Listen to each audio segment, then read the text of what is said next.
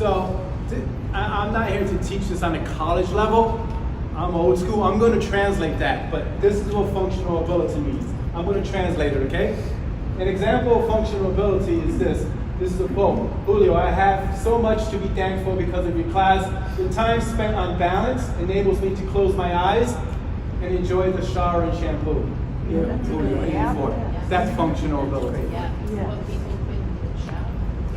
So that makes sense. Okay? So healthy aging, I ask you to define it. So basically healthy aging, that is developing and maintaining the functional ability that enables well-being in older age. That's basically all it is. And would anybody like to share briefly a functional ability that that from the class that you transfer over? It could be like walking up a curb, groceries, picking up an air conditioner, I don't know, grandkids, any of that. Would you like to share one or two examples of functional ability? Back to walking.